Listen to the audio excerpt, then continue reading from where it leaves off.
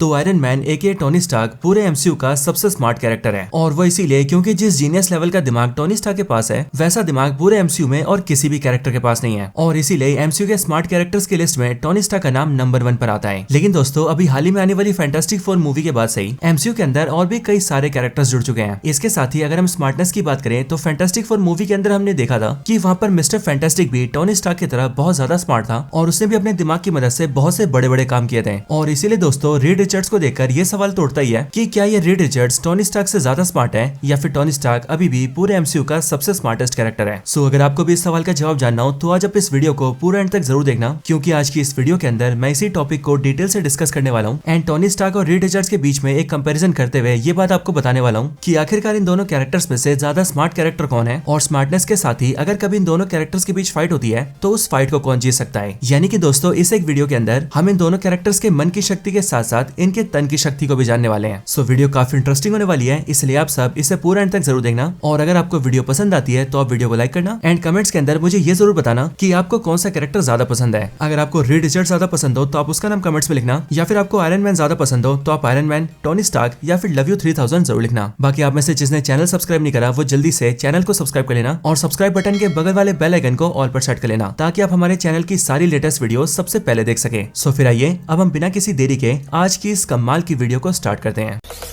Zombie apocalypse.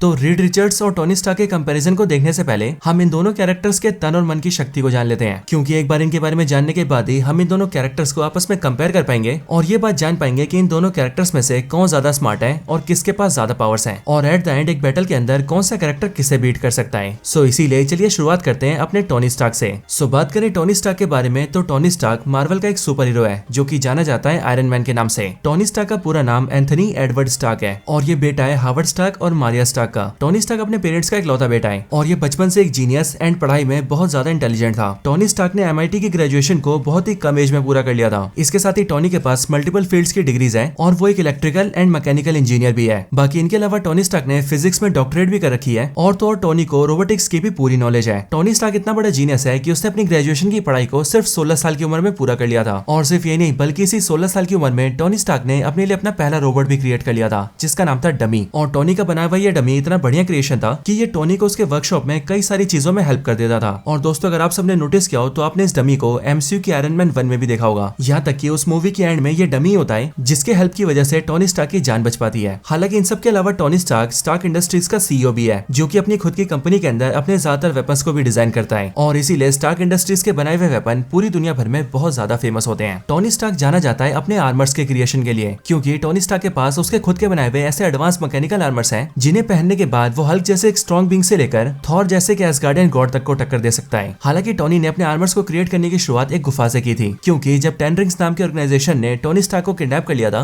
और उससे जबरदस्ती अपने लिए वेपन्स बनाने के लिए कहा था, तब उस टाइम पर ही वहां से निकलने के लिए टोनी स्टार्क अपने पहले आर्मर को क्रिएट करता है जिसका नाम होता है आयरन मैन का मार्क 1 आर्मर। इसके साथ ही उसी गुफा के अंदर टोनी स्टार्क आर्क रिएक्टर को भी क्रिएट करता है, जो आर्क रिएक्टर न सिर्फ टोनी स्टार्क की जान बचाता है बल्कि उसके साथ ही वो टोनी स्टार्क के आर्मर को पावर देने का भी काम करता है। और उसी आर्मर की मदद से टोनी स्टार्क सबसे पहले तो वहां पर सारे वेपन्स को डिस्ट्रॉय करता है, वहां के कई सारे टेररिस्टों को जान से मारता है और फिर वहां से सही सलामत अपनी जान बचा के निकल पाता है। लेकिन फिर उसके बाद से टोनी स्टार्क अपने लिए और भी कई सारे एडवांस आर्मर्स क्रिएट करता है और धीरे धीरे करके अपनी गलतियों से सीखकर वो नैनोटेक आर्मर्स तक क्रिएट कर लेता है। अब वैसे देखा जाए तो टोनी स्टार्क सबसे ज्यादा अपने आर्मर्स को क्रिएट करने के लिए जाना जाता है, लेकिन अगर आप टोनी स्टार्क की हिस्ट्री पर ध्यान दें तो आपको ये पता लगेगा कि टोनी स्टार्क ने सिर्फ आर्मर्स नहीं बल्कि उनके अलावा और भी बहुत सारे इन्वेंशंस कर रखे हैं। जैसे कि टोनी स्टार्क के पास अपने खुद के बनाए हुए बहुत सारे एआई है, for example Jarvis, Edith, Karen और फ्राइडे। एंड टोनी स्टार्क के बनाए हुए सारे आर्मर्स इतने ज्यादा कैपेबल हैं कि वो न सिर्फ टोनी स्टार्क के दिए हुए सारे इंस्ट्रक्शंस को फॉलो कर सकते हैं बल्कि इसके अलावा वो खुद को ऑटोमेट करके स्ट्रेटेजीज बिल्ड कर सकते हैं, टोनी के बिना कमांड दिए उसकी प्रोटेक्शन कर सकते हैं, टोनी स्टार्क के भले और बुरे के बारे में सोच सकते हैं और तो और टोनी के बनाए हुए आर्टिफिशियल इंटेलिजेंस उसके सभी तरह के सिक्योरिटी सिस्टम को भी संभाल सकते हैं। हालांकि इन सब के अलावा अगर हम मार्वल कॉमिक्स की बात करें तो वहां पर तो टोनी स्टार्क ने इतने बड़े बड़े इन्वेंशंस किए हैं जिनकी कोई हद ही नहीं है। जैसे कि कॉमिक्स में एक बार टोनी स्टार्क ऐसे क्वांटम सर्वर्स को क्रिएट कर लेता है जिनकी हेल्प से वो अर्थ के पास्ट और फ्यूचर फ्यूचर दोनों में होने वाले सारे इवेंट्स को रिकॉर्ड कर लेता है। इसके साथ ही टोनी ऐसे न्यूक्लियर वेपन को भी क्रिएट कर लेता है जिसके अंदर बिल्कुल भी रेडिएशन नहीं होती है, क्योंकि दोस्तों नॉर्मली जितने भी न्यूक्लियर वेपन्स होते हैं उनके अंदर ऐसी रेडिएशन होती है जो कि ब्लास्ट के हटने के बाद भी सारी चीजों को डिस्ट्रॉय कर देती है। लेकिन टोनी के बनाए हुए न्यूक्लियर वेपन्स ऐसे होते हैं जिनके अंदर कोई रेडिएशन नहीं होती है। इसके साथ ही मार्वल कॉमिक्स में टोनी ने ऐसे फ्लाइंग कैमरास को भी क्रिएट कर रखा है जो कि साइज में इतने छोटे होते हैं कि उन्हें नॉर्मली देखा नहीं जा सकता है। इसके अलावा Tony anti matter negative zone में जाने के लिए पोर्टल क्रिएट कर चुका है। वो नेगेटिव जोन के अंदर एक जेल को क्रिएट करने में रीड रिचर्ड्स और हैंक पिम की मदद कर चुका है। और तो और कॉमिक्स में वो मैंडरिन के 10 रिंग्स को रिवर्स इंजीनियर करके उससे एक रिंग भी बना चुका है। और तो और कॉमिक्स में वो मैंडरिन के 10 रिंग्स को भी रिवर्स इंजीनियर कर चुका है। टोनी स्टार्क ने मार्वल कॉमिक्स के अंदर ऐसे आर्मर्स भी क्रिएट कर रखे हैं जिन्हें टोनी यूनिवर्स में कहीं से भी कंट्रोल कर सकता है। फिर इस बात से कोई फर्क नहीं पड़ता कि टोनी स्टार्क अपने आर्मर से कितना दूर है। इसके अलावा टोनी ने अपने लिए ऐसा डिवाइस क्रिएट कर रखा है जिससे कि वो पास्ट और फ्यूचर में ट्रैवल कर सकता है। इसके अलावा उसने अपने सारे एवेंजर्स साथियों के लिए भी ऐसा पोर्टल जनरेटर क्रिएट कर रखा है जिसके जरिए वो सारे एवेंजर्स को एक ही बार में टेलीपोर्ट करके उन सबको एवेंजर्स टावर में ला सकता है। मार्वल कॉमिक्स में टोनी स्टार्क ने इनके अलावा और भी कई सारे बड़े बड़े कारनामे किए हैं। जैसे जिस तरह से टोनी ने एमसीयू के आयरन मैन 2 के अंदर एक नए एलिमेंट को डिस्कवर किया था, बिल्कुल वैसे ही कॉमिक्स में भी वो एक नए एलिमेंट को डिस्कवर कर चुका है। इसके साथ ही एवेंजर्स एज ऑफ अल्ट्रॉन के अंदर टोनी स्टार्क ने जो सपना देखा था उस सपने को भी टोनी कॉमिक्स के अंदर काफी हद तक पूरा कर चुका है। एंड वो इसीलिए क्योंकि मार्वल कॉमिक्स के अंदर टोनी स्टार्क एक ऐसे शहर को क्रिएट कर चुका है जो शहर एडवांस एआई की मदद से न सिर्फ खुद को प्रोटेक्ट कर सकता है बल्कि वो चारों तरफ से एक सिक्योरिटी शील्ड से प्रोटेक्टेड भी है। लेकिन तब भी अगर उस शहर में कोई नुकसान हो जाए तो वो शहर खुद को फिर से हील कर सकता है, बिल्कुल वैसे ही जैसे टोनी स्टार्क के नैनोटेक आर्मर्स डैमेज होने पर खुद को रिपेयर कर लेते हैं। लेकिन हाँ, इन सब के भी ऊपर मार्वल कॉमिक्स में टोनी स्टार्क सोल्स हैमर क्रिएट कर चुका है। और टोनी स्टार्क का बनाया हुआ ये सोल्स हैमर एक ऐसा क्रिएशन था जो कि सन की पावर को वेपन की तरह इस्तेमाल करता था और टोनी स्टार्क ने इसे पूरे अर्थ के चारों तरफ लपेट दिया था। और इस चीज को टोनी ने किया था मार्वल की सीक्रेट वॉर्स के अंदर, क्योंकि उस टाइम पर जब इनकर्जन स्टार्ट हुआ और सारी दुनिया आपस में टकराकर डिस्ट्रॉय होने लगी, तभी टोनी स्टार्क ने अपनी दुनिया और अपने लोगों को बचाने के लिए सोल्स हैमर क्रिएट किया। और इसके बाद इनकर्जन में जब भी कोई प्लेनेट इस वाले प्लेनेट से टकराने आता था तो वो दूसरा प्लेनेट सोल्स हैमर की वजह से डिस्ट्रॉय हो जाता था। सो यही सारी जानने लायक बातें थी टोनी स्टार्क के बारे में। एंड अब इसीलिए टोनी स्टार्क के बारे में जानने के बाद चलिए अब बात करते हैं रीड रिचर्ड्स के बारे में।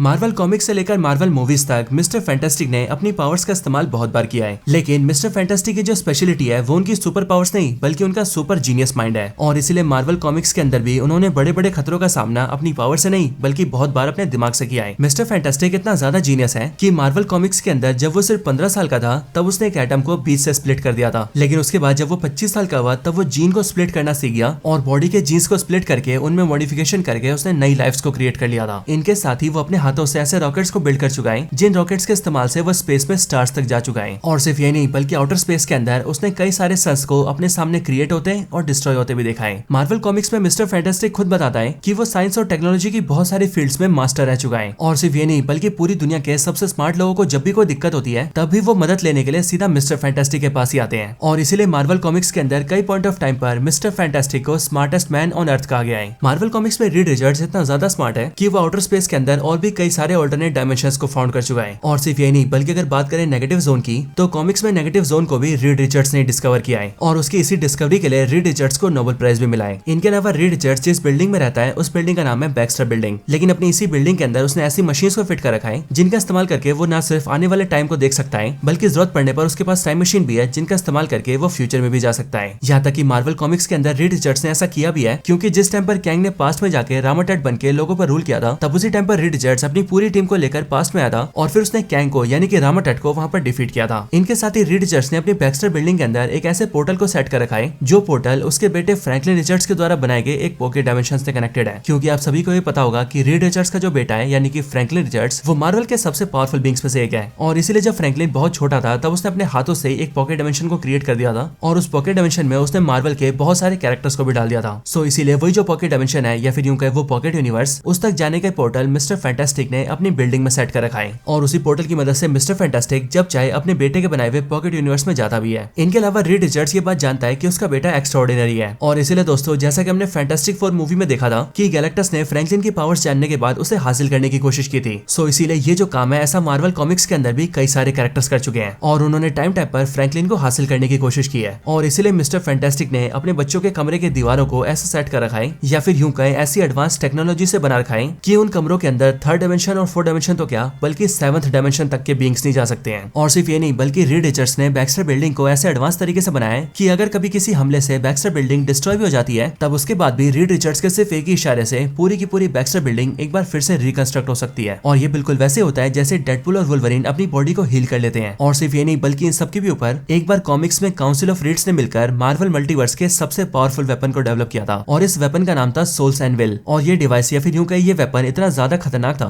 कि एक बार इसके एक अटैक ने एक बियॉन्डर तक को क्रश कर दिया था। और दोस्तों अगर आप इस काउंसिल ऑफ रीड्स के बारे में जानना चाहते हैं तो ये बिल्कुल वैसे ही है जैसे काउंसिल ऑफ कैंग्स है, यानी कि जैसे सभी यूनिवर्स के कैंग्स ने मिलकर एक काउंसिल बना रखी है वैसे ही सभी यूनिवर्स के रीड्स ने मिलकर एक काउंसिल बना रखी है। और मार्वल कॉमिक्स के अंदर कई बार इस काउंसिल ऑफ रीड्स ने मिलकर बहुत बड़े बड़े फैसलों को एक साथ लिया है, लेकिन हर बार वो फैसले यूनिवर्स और इवन मल्टीवर्स की भलाई के लिए लिए गए हैं। तो रीड रिचर्ड्स और टोनी स्टार्क के बारे में जानने के बाद अब बात करें इन दोनों के कंपैरिजन के बारे में, तो इन दोनों कैरेक्टर्स को इतना डीपली जानने के बाद हम ये कह सकते हैं कि रीड रिचर्ड्स और टोनी स्टार्क दोनों ही मार्वल के सबसे इंटेलिजेंट बीइंग्स में से एक है। लेकिन दोस्तों अगर बात हो रीड और टोनी में से भी ज्यादा स्मार्ट कैरेक्टर की, तो इसमें बिना किसी डाउट के टोनी स्टार्क रीड रिचर्ड्स से ज्यादा स्मार्ट है। और टोनी स्टार्क रीड से ज्यादा स्मार्ट कैसे है ये भी हमें मार्वल कॉमिक्स से ही पता लगता है। एक्चुअली मार्वल कॉमिक्स में एक बार टोनी स्टार्क और रीड आपस में भिड़ते हैं और वो दोनों अपने दिमाग का टेस्ट करने के लिए आपस में चेस खेलते हैं। लेकिन दोस्तों जहाँ सिंपल लोग एक चेस से गेम खेलते हैं वहीं पर ही रीड और टोनी एक ही बार में 6 चेस की गेम खेलते हैं। लेकिन दोस्तों उस गेम के अंदर टोनी स्टार्क रीड रिचर्ड्स को 6 के 6 चेस में हरा देता है। और अब क्योंकि दोस्तों चेस एक दिमाग का गेम है एंड इसी गेम के अंदर टोनी स्टार्क रीड को हरा देता है, इसीलिए हम ये साफ समझ सकते हैं कि टोनी स्टार्क का जो कैरेक्टर है वो दिमाग के मामले में रीड से काफी आगे है। बाकी दोस्तों इसके अलावा अगर हम इन दोनों कैरेक्टर्स के आईक्यू लेवल की बात करें तो मार्वल कॉमिक्स के ऑफिशियल डेटा के हिसाब से रीड रिचर्ड्स का आईक्यू 267 है। लेकिन इसके साथ ही अगर हम टोनी स्टार्क के आईक्यू की बात करें तो मार्वल के डेटा में हमें टोनी का आईक्यू फिक्स तरीके से नहीं बताया गया है, लेकिन मार्वल का खुद का ऐसा कहना है कि टोनी स्टार्क का आईक्यू 270 से लेकर 300 तक है। और इसीलिए दोस्तों अगर आप टोनी स्टार्क के आईक्यू पर ध्यान दें तो आपको ये पता लग जाएगा कि टोनी स्टार्क का मिनिमम आईक्यू भी 270 है, जो कि रीड रिचर्ड्स के आईक्यू से 3 नंबर ज्यादा है। और टोनी का ये आईक्यू 270 से लेकर 300 के बीच में रिलाई करता है, विच मींस आईक्यू 270 भी हो सकता है, 280 भी हो सकता है,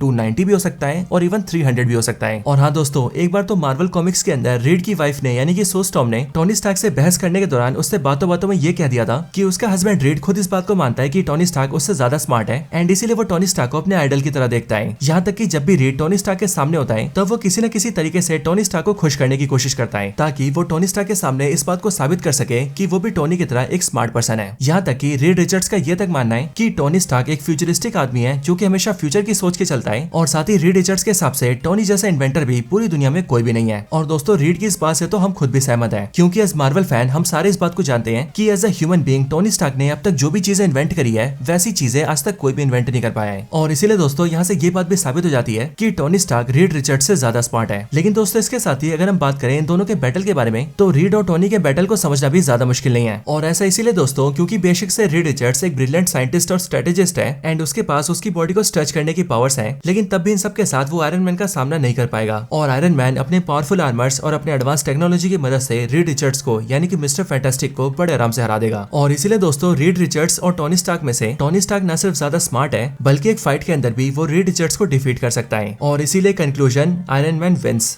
तो दोस्तों ये थी वीडियो रीड रिचर्ड्स और टोनी स्टार्क के बैटल कंपैरिजन के ऊपर। आपको ये वीडियो कैसी लगी ये आप मुझे कमेंट्स में जरूर बताना और आपके अकॉर्डिंग इस वीडियो का विनर कौन हो सकता था आप उसके बारे में भी मुझे जरूर बताना। बाकी आपको ये वीडियो पसंद आई हो तो आप वीडियो को लाइक करना। अगर आप आयरन मैन या फिर रीड रिचर्ड्स के फैन हैं तो उनका नाम कमेंट्स में जरूर लिखना। और अगर आपको वीडियो शेयर करनी हो तो उसे शेयर भी कर देना। बाकी जिसने चैनल सब्सक्राइब नहीं करा वो जल्दी से चैनल को सब्सक्राइब कर लेना और सब्सक्राइब बटन के बगल वाले बेल आइकन को ऑल पर सेट कर लेना ताकि आप इसी तरह से हमारी सारी लेटेस्ट वीडियोस देखते रहें। बाकी दोस्तों मैं मिलता हूँ आपसे ऐसी किसी और बेहतरीन वीडियो में, तब तक के लिए गुड बाय।